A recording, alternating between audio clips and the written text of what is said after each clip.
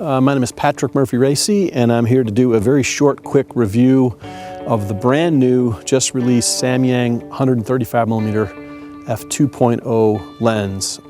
And this one is obviously for Sony E mount. So here it is. It's a big beast, as it should be. It's a long, fast lens. So a lot of people that are E mount shooters are going to be a little freaked out by the size of this thing, but I think the results are going to be pretty obvious for some of you. But it is a 2.0, not a 2.8, not a 3.5, not a 2.5, f2. And it is really and truly f2. I tested it against a couple of other lenses before I did this video, and it's right on the mark.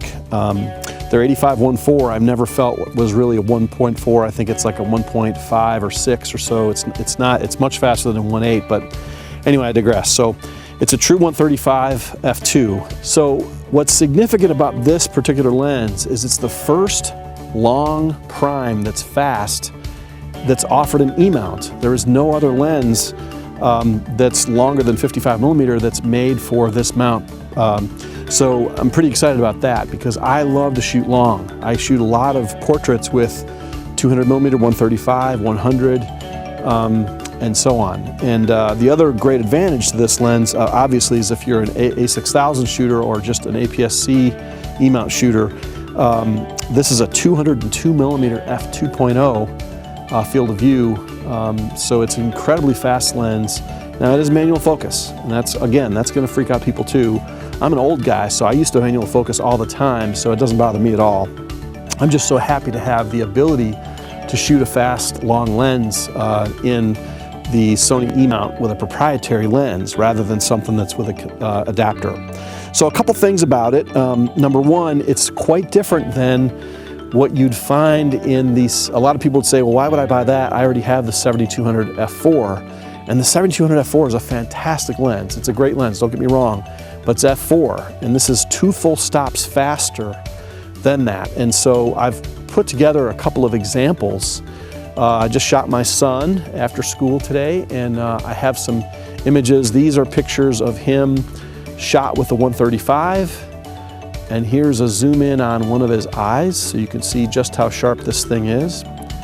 And then also here is another image shot from the same exact position with the 7200 f4 shot, set at f4, obviously, because that's as wide open as it goes.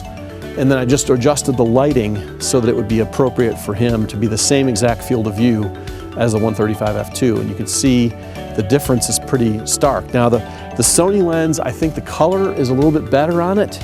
It seems to me to be a little bit better.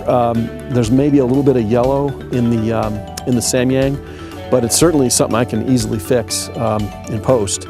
For 540 bucks, to get something that is long and fast is just an outstanding thing. I'm very happy with it. I think it's a fantastic lens, and it's kind of a missing link for some of us that really like long, fast primes. So now, you know, my sort of system involves the 24-70 Zeiss, of course the 55-1.8 Zeiss, which is one of the sharpest lenses I've ever shot in my life, and now the 135 f2, which gives me this great option for a long telephoto that's super fast. So here's just a kind of couple pictures I shot of my son outside, some showing backlit, and I did it on purpose with chrome in it. There's very little chromatic aberration. There's very little purple fringing. I can't really find any, honestly. It's very clean shooting lens, and it's something I've been waiting for a long time. Now, I really want this lens in Zeiss, and hopefully they'll make the 135-1.8 at some point in E mount, but until then, this is going to be a fantastic option for some of us that aren't afraid of manual focus and love that beautiful blown out background.